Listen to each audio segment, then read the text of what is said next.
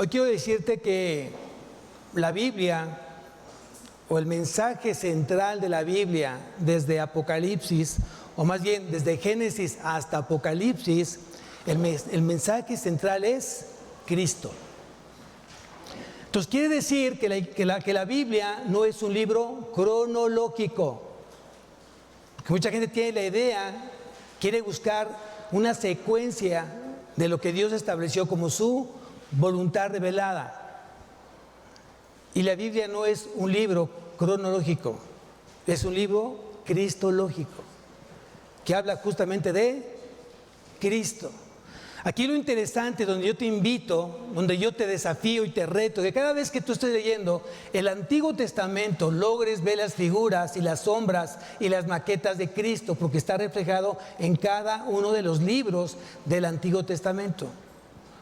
Quiere decir que los 39 libros del Antiguo Testamento, cada libro, su mensaje es cristocéntrico. Hoy vemos cómo Levítico nos sigue recordando qué tan importante es para el creyente vivir una vida apartada para Dios, apartada del pecado. Tal vez muchos no lo entienden, mucha gente todavía no ha logrado discernir que Dios no se mueve en el pecado. Dios no se mueve en las cosas que no lo glorifican a Él. Él se mueve a través de la santidad. Es la santidad. Quiero decirte que hoy vamos a leer un capítulo donde una de las figuras que vamos a estar leyendo hoy habla de Cristo. Acompáñame a Levítico capítulo 24, Levítico capítulo 24, y dice en los primeros versículos: habló Dios a Moisés diciendo: manda a los hijos de Israel que te traigan para el alumbrado aceite puro de olivas machacadas para hacer arder las lámparas continuamente. Fuera del velo del testimonio, en el tabernáculo de reunión, las dispondrán desde la tarde hasta la mañana delante de Jehová. Es estatuto perpetuo para vuestras generaciones. Sobre el candelero limpio pondrá siempre en orden las lámparas delante de Dios. ¿Cuántas veces se nombró Cristo aquí? ¿Ya las contaste? ¿Cuántas son? Hoy te estoy desafiando para que tú logres encontrar justamente aquellas figuras que hablan de Cristo.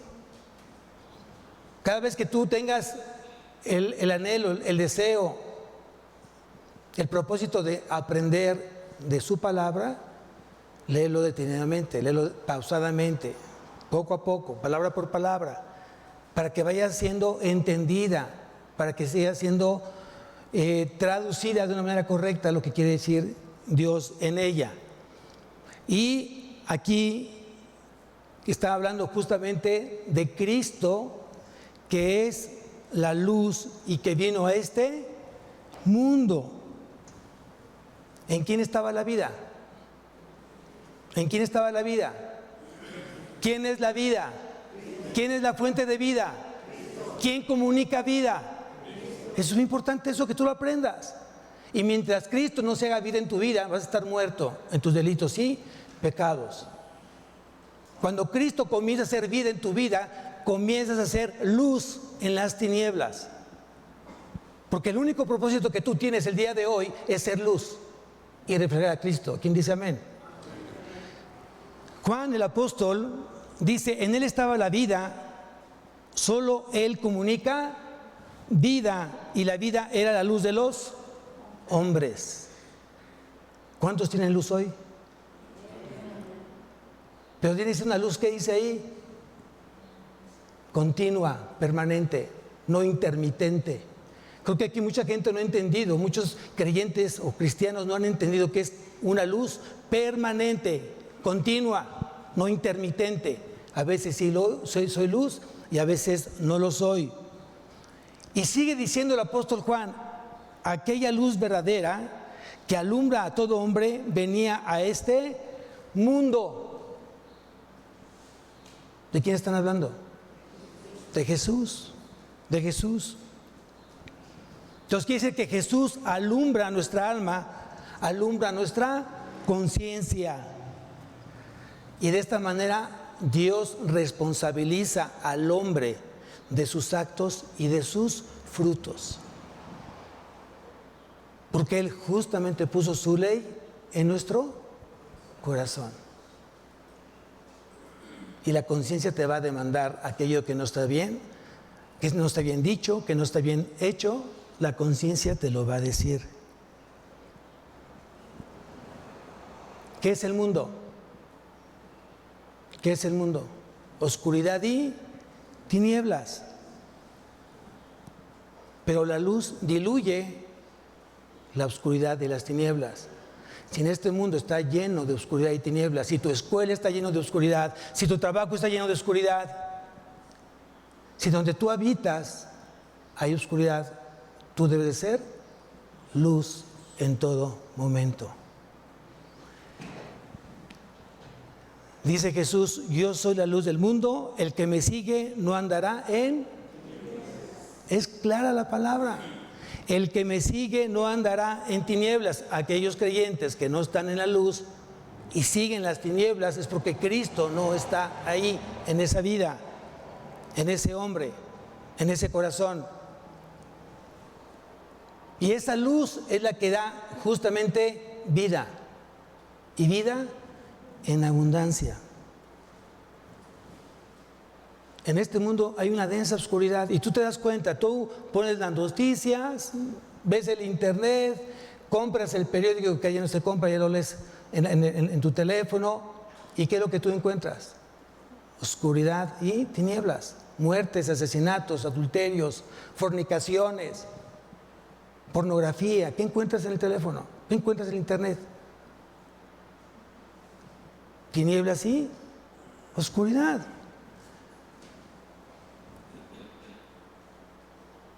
Pero aquí Dios tuvo misericordia de cada uno de nosotros. Dios tuvo misericordia de cada uno de nosotros. ¿Por qué? Porque si tú me acompañas, ponle una marca al Levítico, si tú me acompañas a Efesios, capítulo 2, Efesios, capítulo 2,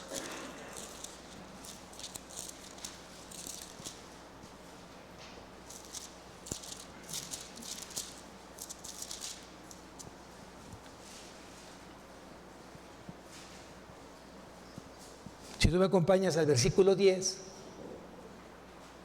¿qué somos? ¿Qué somos? Dice, porque somos ¿qué? ¿Hechura de quién? Hechura de Dios, creados ¿en quién? En Cristo Jesús. De modo que si alguno está en Cristo, muy bien, nueva criatura es. El viejo hombre, las cosas viejas pasaron, he aquí todas son hechas nuevas. A partir de que Cristo entró a tu vida, estás comenzando a hacer vida en Cristo y Cristo en ti. Tú eso no lo sabías, ni yo tampoco. Pero cuando realmente Dios, en su misericordia y su bondad y su compasión, nos miró, nos trajo a Él y nos llevó justamente con su Hijo. Y hoy le estamos tan agradecidos por ese acto de misericordia que tuvo Dios por cada uno de nosotros. Y dice nuevamente Pablo, no por obras, porque somos hechura suya, creados en Cristo Jesús para buenas. ¿Cómo son tus obras el día de hoy? Esas obras son de luz, esas palabras son de luz, esos pensamientos son de luz.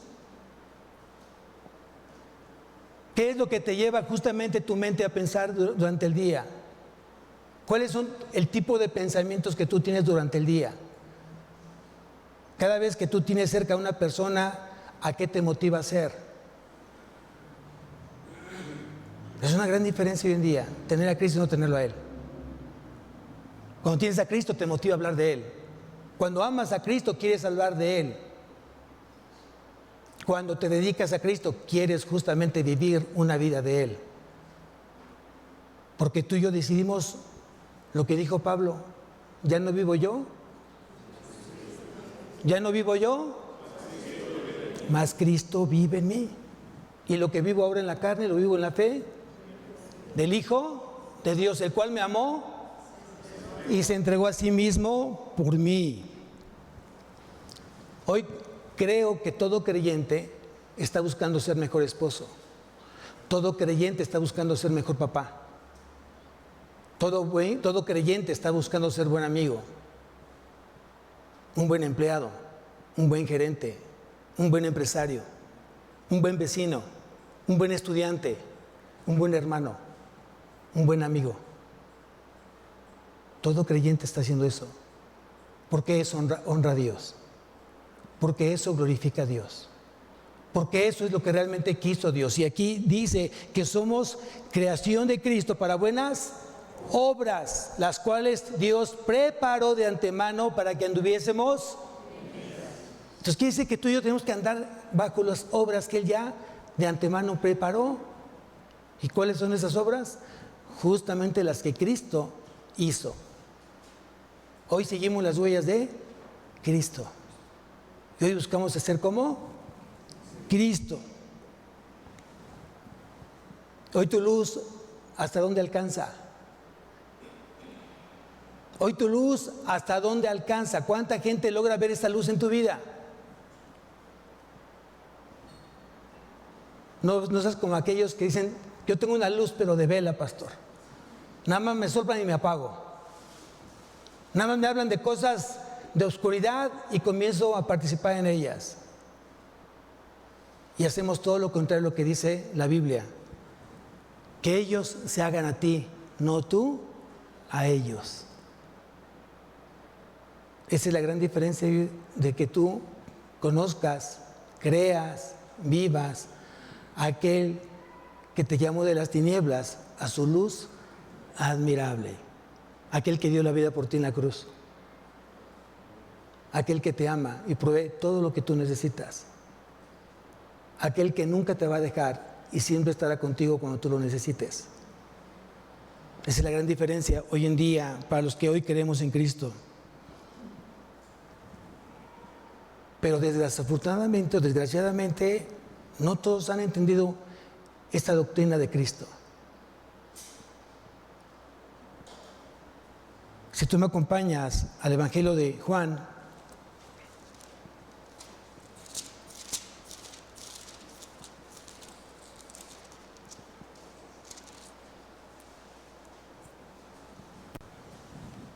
y Jesús le está compartiendo el Evangelio a un varón, a un principal de los judíos, uno que pertenecía al Sanedrín. Era un hombre que conocía la ley, era un hombre que sabía de ley, era un hombre que enseñaba la ley, era un hombre que exigía que la ley se aplicara, se llevara a cabo. Y vean lo que le dice Jesús justamente a Nicodemo. Acompáñame al versículo 19. Voy a leer desde el versículo 18, dice así: el que en él cree no es condenado. ¿En quién? En Cristo Jesús. Pero el que no cree ya ha sido condenado, porque no ha creído en el nombre del unigénito Hijo de Dios. Y esta es la condenación, que la luz vino al mundo y los hombres amaron más las tinieblas. ¿Cuántos hombres hoy, el día de hoy, conociendo la luz, andan en tinieblas? Aman las tinieblas.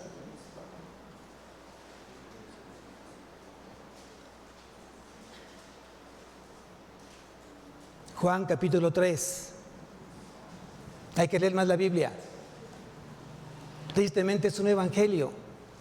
Tristemente hoy no conoces a Jesús si no has leído el evangelio o los evangelios. Juan capítulo 3, versículo 18 y 19. Y Jesús dijo a Nicodemo: y esta es la condenación, que la luz vino al mundo y los hombres amaron más las.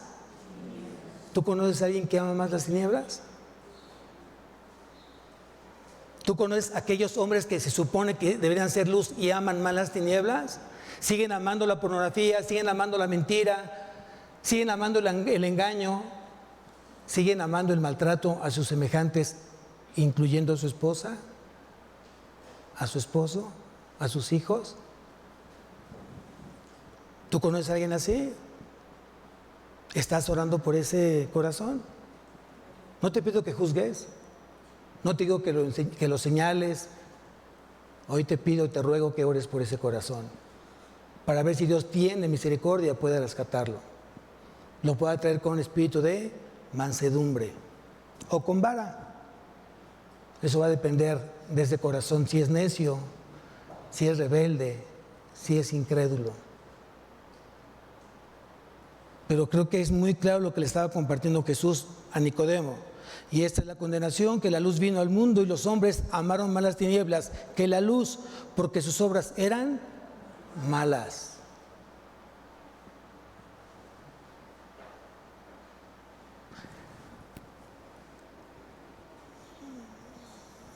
¿Qué nos está demandando hoy Dios a través de la palabra? ¿Qué te está hablando Dios en este momento? Efesios, capítulo 5.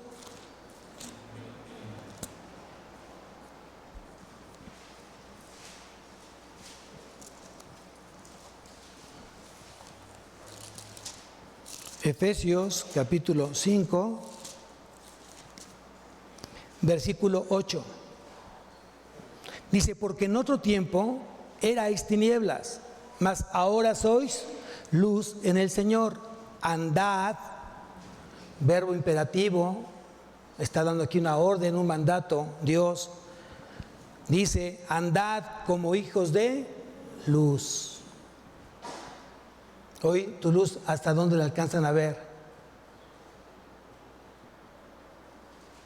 La luz que tú radías, la alcanza a ver tu compañero, tu amigo, tu familia, tu esposo, tu esposa. Esa luz se alcanza a ver.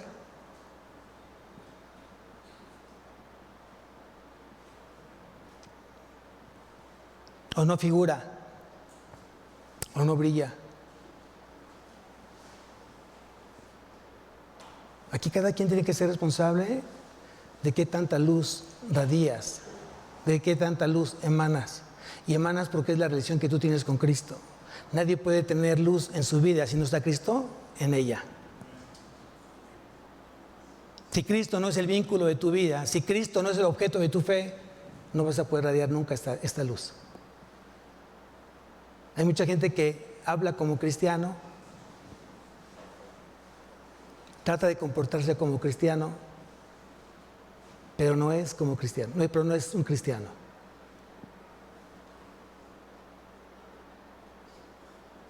Porque Cristo es la luz verdadera. El diablo se disfraza como ángel de luz. Él se quiere disfrazar como ángel de luz, pero no es luz. Él no te puede engañar y te puede hacer creer que Él es la luz. Por eso yo soy la luz verdadera, dijo Jesús. ¿Por qué? Porque existe una luz que es falsa, la que viene de Satanás, la que viene del diablo. Y aquí nos está diciendo nuevamente Dios, andad como hijos de luz. Regresamos nuevamente a Levítico, por favor. Dice, los panes de la mesa.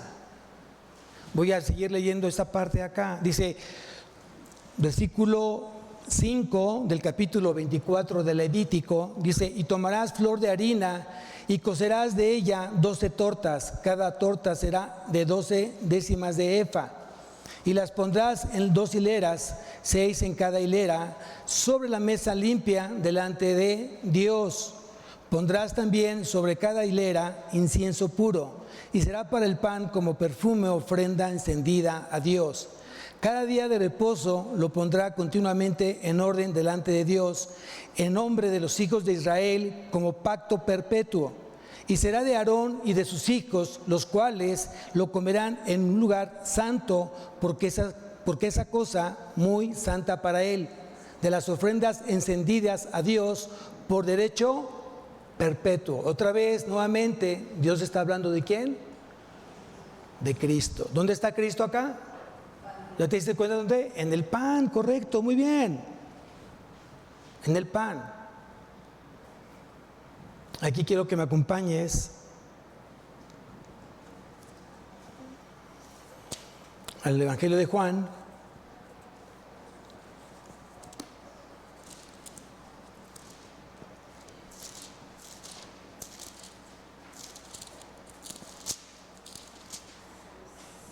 Capítulo 6, versículo 35. Seguramente está subrayado y es parte del estudio que tuvimos los 7 yo soy de Jesús en el Evangelio de Juan. Y dice en el versículo 35, Jesús le dijo, yo soy el pan de vida, y el que a mí viene nunca tendrá hambre, y el que en mí cree no tendrá sed jamás. ¿Qué tan importante es esto? ¿Qué tan importante es que aprendamos a comer? Porque el pan se hizo para degustar, el pan se hizo para probar, el pan se hizo para comerlo. Y si aquí dice que Jesús es el pan de vida, ¿qué tienes que hacer? Comer de su alimento espiritual, que es su palabra, de día y de noche, de día y de noche. Eso es muy, muy importante. Y dice que en esta mesa, estas tortas, estos panes, que eran 12 por cada nombre de cada tribu de Israel, quiere decir que estaban encendidas o estaban alumbradas justamente por un candelero. Nuevamente, el candelero despedía luz en 7 brazos, que se llama en hebreo el menorá. Entonces dice que nuevamente aquí había lámparas o una lámpara encendida. Y para que esa lámpara encendida tenía que estar puesta en aceite o tener un almacenamiento de aceite de olivo para que encendiera justamente esas lámparas y hubiese luz. Y aquí viene otra enseñanza para la iglesia, amados. Que si bien es cierto, es una enseñanza para Israel, esto aplica al día de hoy en nuestra vida como iglesia. Quiero que me acompañes a Mateo, capítulo 25.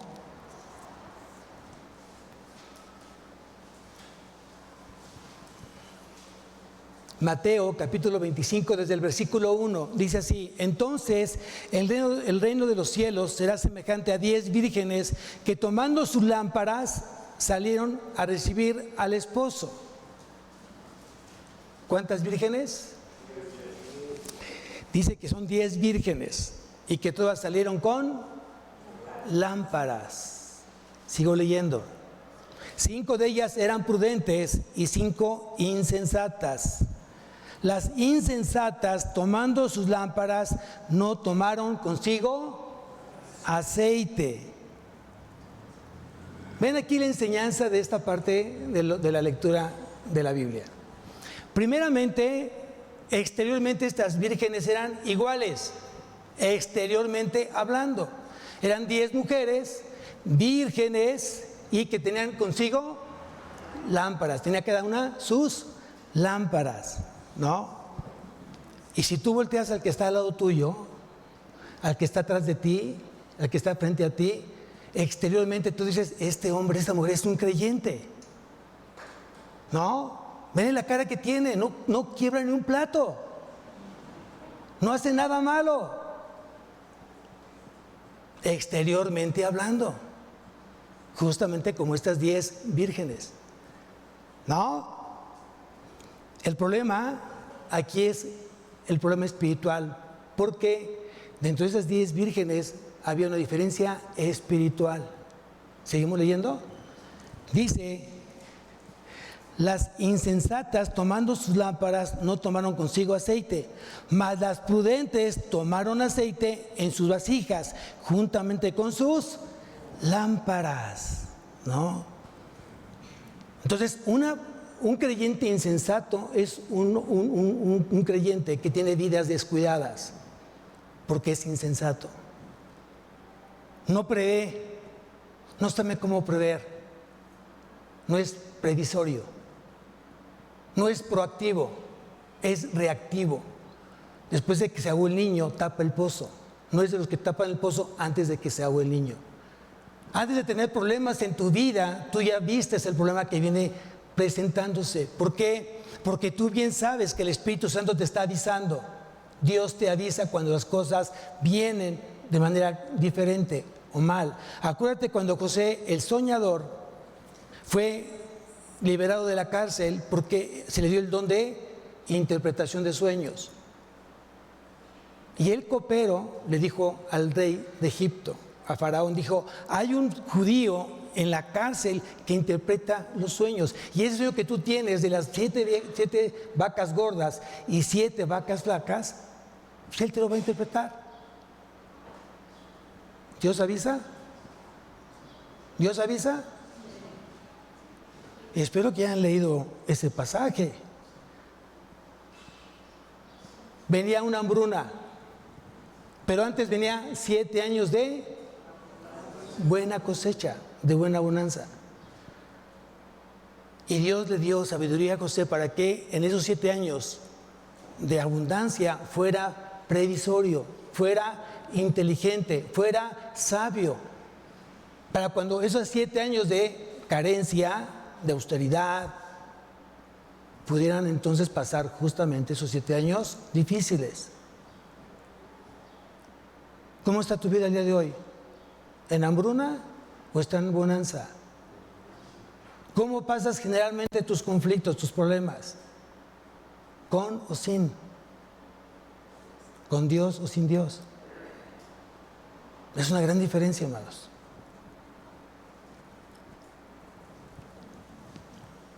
Fíjense, ¿cuál era la función de una lámpara?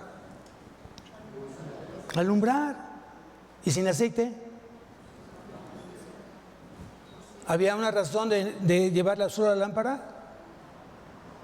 No sé si les ha pasado, ¿no? Agarras el carro y enfilas para la carretera y está ya en rojo el tanque de gasolina y nunca te acordaste. Y lo peor, que te dejó el carro y ya llevas como 8 kilómetros fuera de la ciudad. Ya te imagino, abres la cajuela, no tenías un tanque, un garrafón, algo, y ahí estás pidiendo que alguien se apague de ti para que te ayude.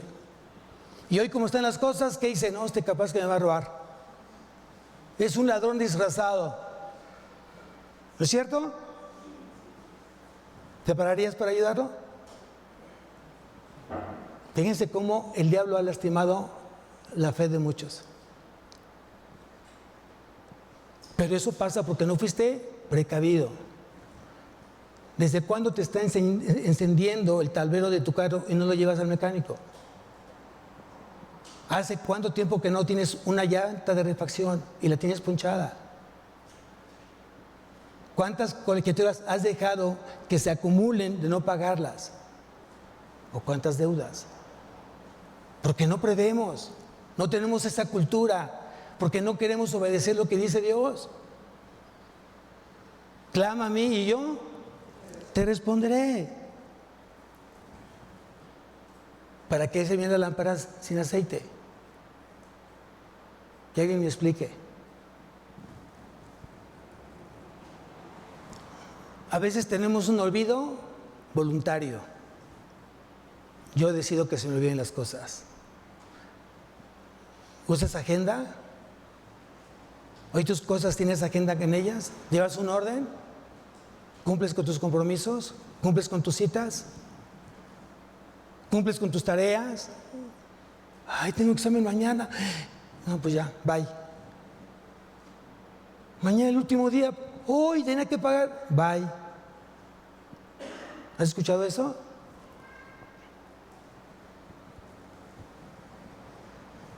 Entonces la mayor necedad del hombre es un olvido voluntario. No hay Dios. No existe Dios. Y no es porque tú trates de negar la existencia de Dios, simplemente no tomas en cuenta sus mandatos, su palabra. ¿Por qué? Porque no son necesarios para ti. Porque tú has decidido no hacerle caso a Dios de manera voluntaria. Y tan fácil. ¿Cuántas sillas hoy están vacías? Alguien decidió voluntariamente no venir. Alguien dijo, hoy no me toca dentro de 15 días.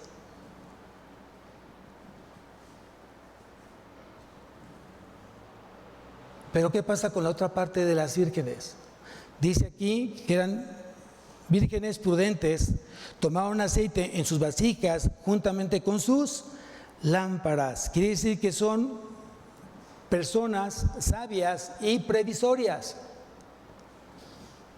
con un alto grado de temor a Dios.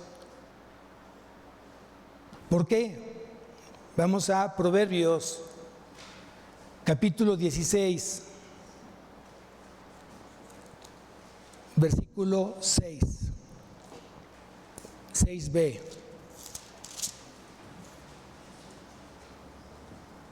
6b. Dice Proverbios 16, 6b, dice, y con el temor de Dios los hombres se apartan del mal. ¿Cuántos tienen temor de Dios? ¿Cuántos tienen temor de Dios? Amén. ¿Sabes qué es el temor de Dios? ¿Ves saber que Dios te está observando todos los días, en todo momento? ¿Que Dios te está escuchando todos los días y en todo momento? ¿Que Dios conoce tus más profundos pensamientos? Él conoce todo. Y Él está contigo, y Él va contigo a donde tú vayas. Él está contigo para cerrar un negocio, Él está ahí contigo. Él va en el auto que tú manejas. Él está en la oficina donde tú estás. Él está en la habitación donde tú te encuentras. Él está junto a ti mirando tu teléfono y mirando el internet junto contigo. Lo que pasa es que a lo mejor ya se te olvidó que es Dios. El Dios omnisciente. Pero cuando tú vives bajo el temor de Dios, entonces eres una persona prudente, sabia. Y que piensas 2 veces antes de hablar, que piensas 2 veces antes de hacer cualquier situación que te ponga en peligro ante tu relación con Dios.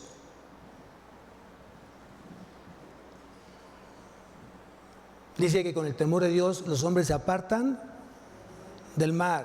Y si tú me acompañas al capítulo anterior, capítulo 15, versículo 33, dice, el temor de Dios es enseñanza de sabiduría. ¿Qué te da el temor de Dios? Enseñanza de sabiduría. ¿Cuántos necesitamos sabiduría? Todos necesitamos sabiduría. Y la sabiduría es aplicar justamente el conocimiento que Dios te dio a través de su palabra.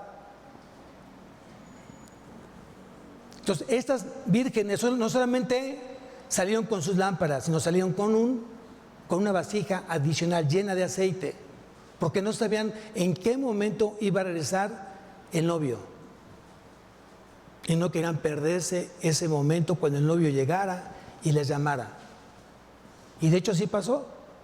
Las que no tuvieron aceite fueron a buscarla a las 2, no sé si a las 12, bueno, a lo mejor hoy sí hay centros comerciales que te dan las 24 horas, no, pero en ese entonces no había un lugar que vendieran a las 12 de la noche.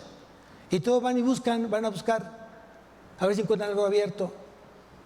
Qué imprudencia, qué falta de sabiduría, qué falta de conocimiento.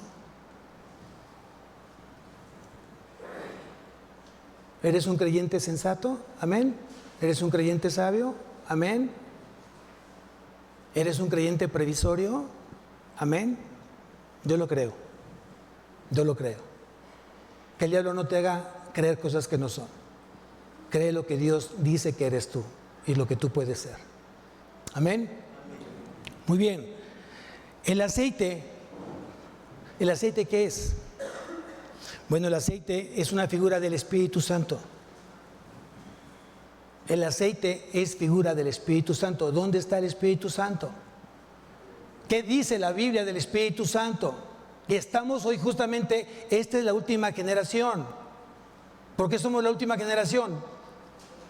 Porque el Dios Padre ya fue en el tiempo antiguo. En el antiguo pacto ya fue Dios Padre.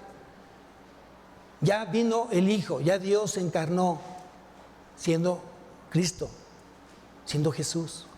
Y Cristo ya ascendió al Padre y dijo que Él iba a rogar al Padre para que enviara a otro como Él, al Espíritu de verdad, al Espíritu Santo. ¿Y el Espíritu Santo dónde está? Vamos a Romanos, capítulo 8. Y seguramente lo tiene subrayado.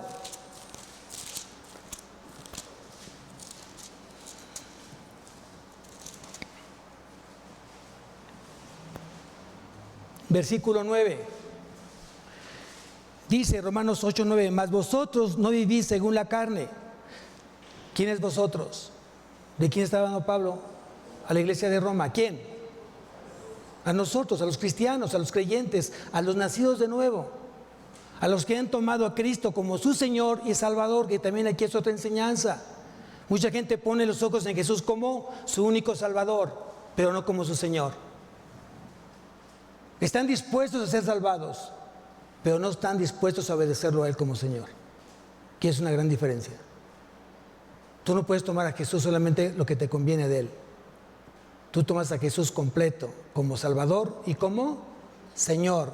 Me dejo salvar y estoy dispuesto a obedecer, a verlo como mi Señor de mi vida, mi máxima o mi suprema autoridad. Aquí dice entonces el versículo 9, mas vosotros no vivís según la carne, sino según el Espíritu Santo, si es que el Espíritu de Dios mora en vosotros.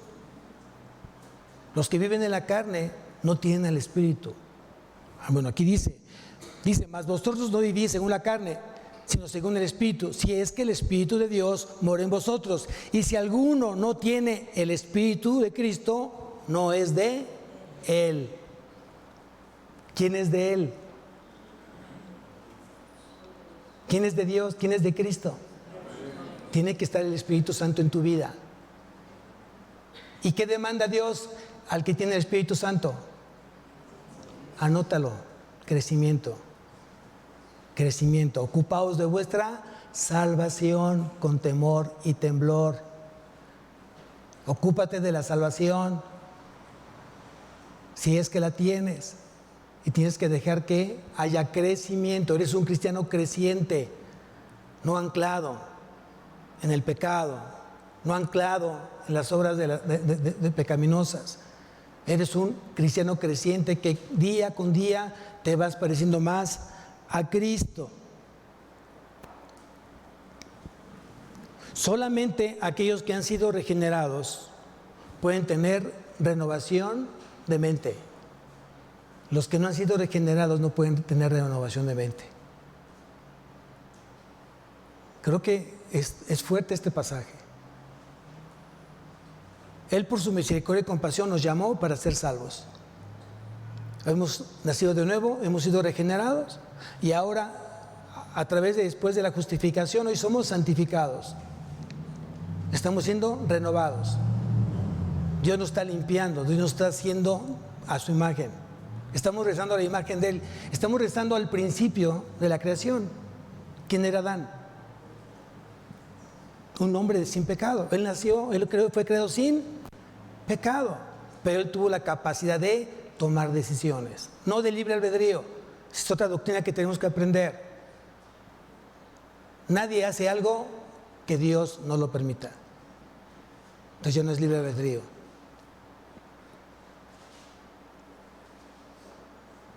Lo importante que tú te lleves esta mañana es que realmente estemos reflejando al Espíritu Santo a través de un crecimiento en todas las áreas de nuestra vida. Tercera enseñanza. La primera, Jesús es luz, yo tengo que ser luz. Segunda enseñanza, Jesús es el pan, yo tengo que aprender a alimentarme de Él todos los días, de día y de noche. Nunca se apartará de tu boca. Amado, ¿me ayudas con Josué 1:8? Por favor. Si no tienes subrayado, subráyalo. Y si no te lo sabes de memoria, apréndetelo de memoria. Es un versículo importante. Dice Josué 1:8, nunca se apartará de tu boca este libro.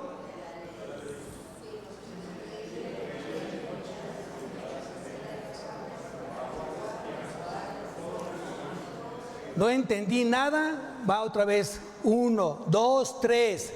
Nunca se apartará de tu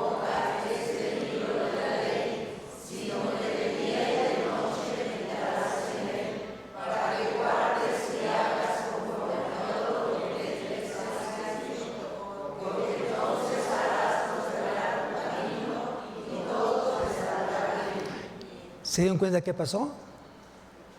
Que cuando tú tienes la iniciativa de empezar como tú quieres, terminas no dando el mensaje correcto y claro. Cuando hubo un orden y conté del 1 al 3, todos en unísono, en un mismo sentir, comenzaron a leerlo y se escuchó perfectamente bien. ¿Qué quiere decir? Que si tenemos al mismo espíritu, entonces esta iglesia va a ir caminando de gloria en gloria. No cada quien por su cuenta, sino a través de cómo está marcando el paso el Espíritu Santo. ¿Sí?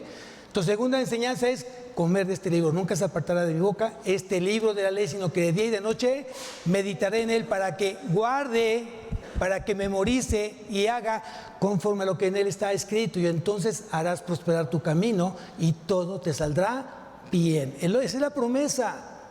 Esa es la promesa. Tenemos más de 3,000 promesas en la Biblia. ¿Las conoces? ¿Las crees? ¿Las tienes?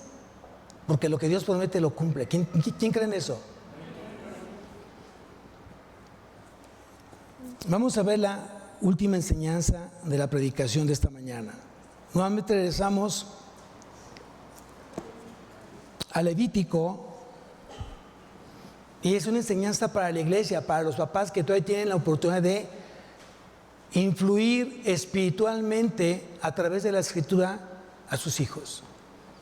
Y los jóvenes que aún todavía están estudiando o ya están trabajando, pero no tienen en claro o en su prioridad casarse, fíjense bien el tiempo, fíjense bien que sea alguien que Dios les mande, les presente. Bien lo que acá dice. En aquel tiempo, estoy en Levítico capítulo 24, versículo 10, dice, en aquel tiempo, el hijo de una mujer israelita, el cual era hijo de un egipcio, salió entre los hijos de Israel, y el hijo de la israelita y un hombre de Israel riñeron en el campamento. Y el hijo de la mujer israelita blasfemó el nombre, quiere decir, ¿a quién? Se dice nombre en mayúscula, ¿a quién se refiere?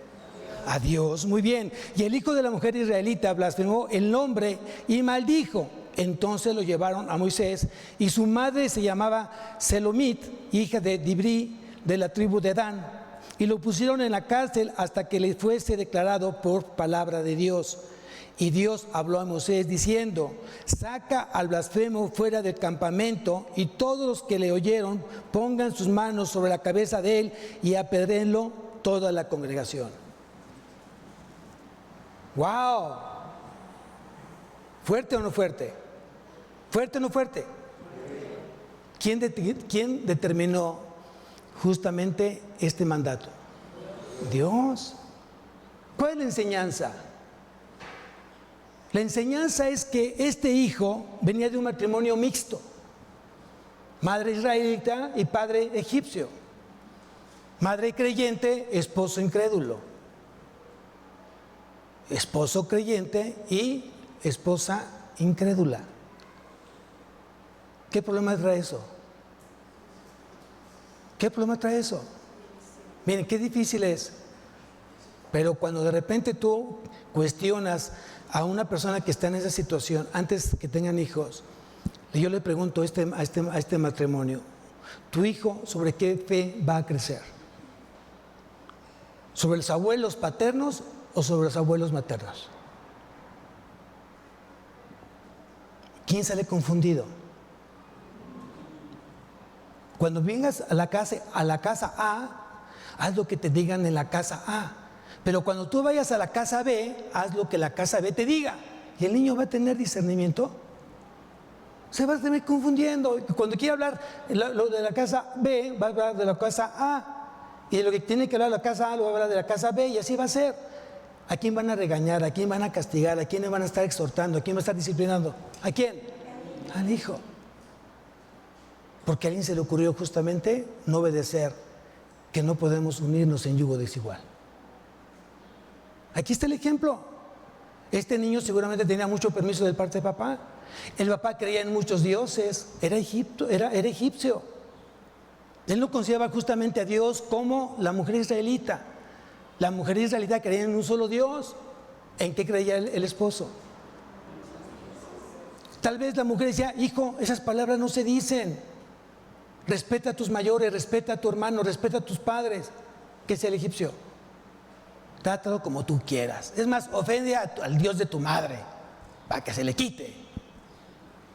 ¿No es cierto?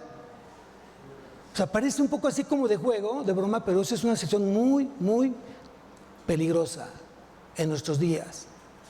Porque está tendiendo justamente el reino, muchos jóvenes empezando a ver al reino de las tinieblas a través de gente inconversa.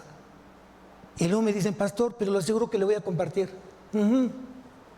Y lo voy a hacer que llegue a los pies de Cristo. ¿Y tu chocolate de qué lo quieres? ¿Con fresa o con nuez? No, no es cierto, eso es una mentira. Miren, vamos a ver lo que dice la palabra respecto al yugo desigual. Vamos a la segunda carta a los Corintios, y con esto voy a terminar. Yo sé que están tristes porque ya se va a acabar la predicación, pero bueno, voy a orar por ustedes. Segunda de Corintios,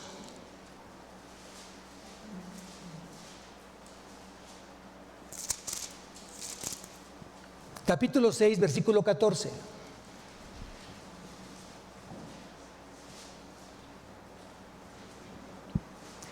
Dice en la segunda carta a los Corintios, capítulo 6, versículo 14, dice, no os unáis en yugo desigual con los incrédulos.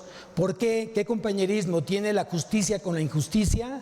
¿Y qué comunión la luz con las tinieblas? ¿Hay alguna comunión? ¿Hay alguna comunión? Piensen un poco. Cuando tú hoy tienes problemas, ¿en qué has sido enseñado cuando tienes problemas? Cuando tienes crisis, cuando ha llegado enfermedad a tu vida, ¿qué es lo que tienes que hacer primero? Orar. Dejar las cosas en las manos de Dios y dejar que Dios te guíe, te dirija, te fortalezca, te dé consuelo. Porque eso ha sido enseñado y tú hoy quieres enseñar justamente lo que a ti te funciona. ¿Qué haría un incrédulo? ¿O qué haría una incrédula? Cuando tengan problemas, ¿qué va a pasar? Yo le voy a decir a mi esposa no creyente, ¿podemos orar? ¿Qué? Vete a trabajar, ¿qué orar ni qué nada? ¿No? ¿No diría eso? Orar. Eso me faltaba. Lo que necesito es dinero, no. ¿Me explicó? Eso es cierto.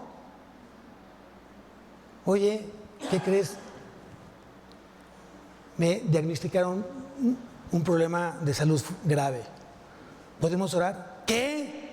¿El hospital? ¿El dinero? No, no tenemos dinero. ¿Cómo se te ocurre a ti enfermarte? ¿Estoy inventando?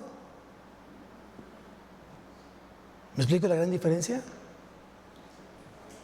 Pero cuando estás en el mismo sentir, ¿qué pasa? Señor, haz tu perfecta voluntad. Toma el control de lo que estamos hoy pasando. Danos la sabiduría, el amor entre los dos para no ofenderte en la decisión que tomemos. ¿Hay diferencia o no? Esa es la gran diferencia el día de hoy, hermanos. Por lo cual creo que tenemos la gran oportunidad de aquellos que están a tiempo de poner los ojos en la luz. La luz y las tinieblas no se llevan, no hay comunión. Aquí lo acaban de leer. Y no solamente me refiero al acto de matrimonio. Quiero hacer un negocio con alguien, aún de la misma iglesia, aunque dependa del mismo pastor. De repente se acerca, no, pues sí, hermano, vamos a hacer negocio, así que pues somos cristianos, ¿no? Y el pastor no sabe nada. Y nunca tocan base con el pastor. Y de repente se unen en sociedad.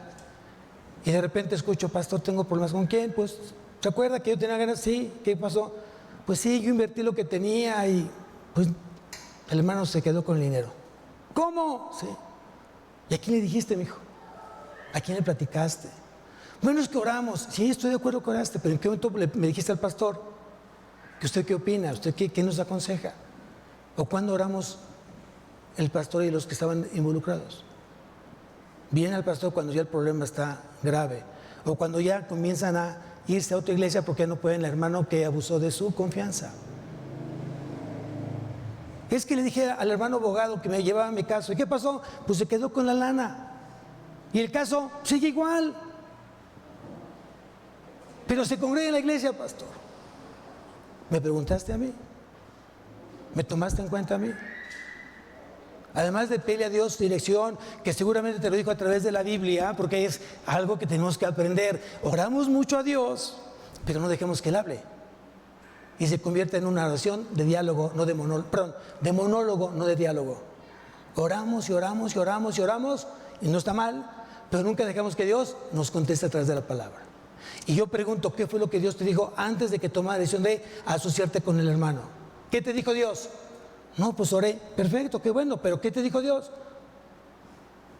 Entonces, ¿por qué se te ocurrió que Dios estaba de acuerdo con lo que estabas haciendo?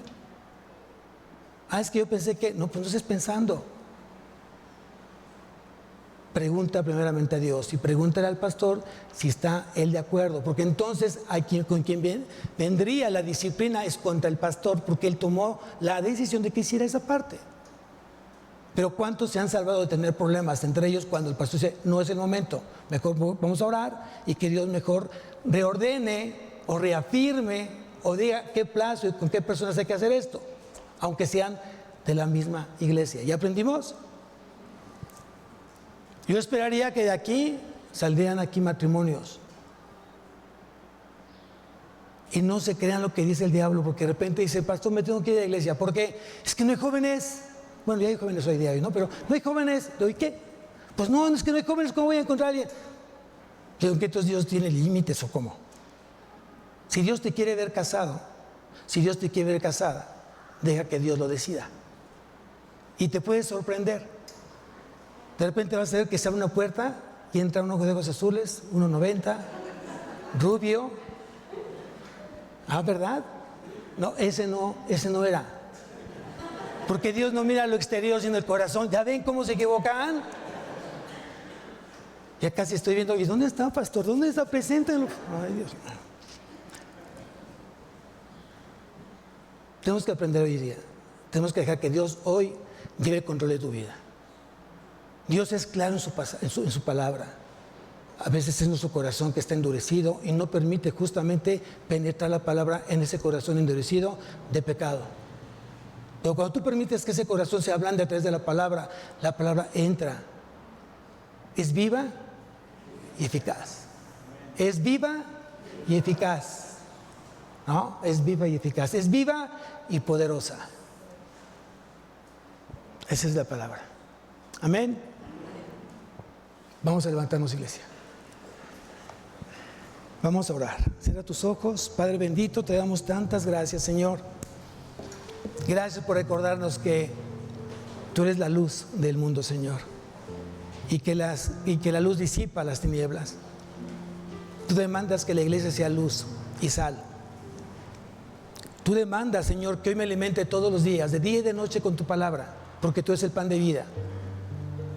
Yo creo que tú eres el pan de vida, Señor, y yo creo que a través de tu alimento espiritual me permites hoy quitarme todos los velos que el enemigo se ha encargado de ponerme en mis ojos. Gracias te doy por recordarme que debo ser fiel a ti, poner los ojos en ti, en el autor y consumador de la fe. Hoy me recordaste que la luz no tiene comunión con las tinieblas. No hay comunión entre un creyente y un incrédulo. No hay comunión entre un hijo de Dios y un hijo de Satanás. No hay comunión alguna. Gracias por recordármelo, Señor. Hoy te pido que me sigas hablando a mi vida, que me sigas instruyendo, me sigas enseñando. Pero también necesito que me des un corazón más entendido, un corazón más abierto a tu palabra, obediente, fiel, manso, humilde, dispuesto a entregarme a ti sin reservas, incondicionalmente. Ayúdame, Señor. Tú conoces mi vida, tú conoces mi corazón, tú conoces mi mente y tú sabes que te necesito. Gracias por lo que hablaste en mi vida hoy. Gracias porque me voy más fortalecido, más seguro de que estoy en tus manos. Gracias por tener el cuidado de mi familia, de mi matrimonio, de mi casa, de mi iglesia. A ti sea la gloria, a ti sea la honra, mi Dios, por siempre, en Cristo Jesús. Amén y amén.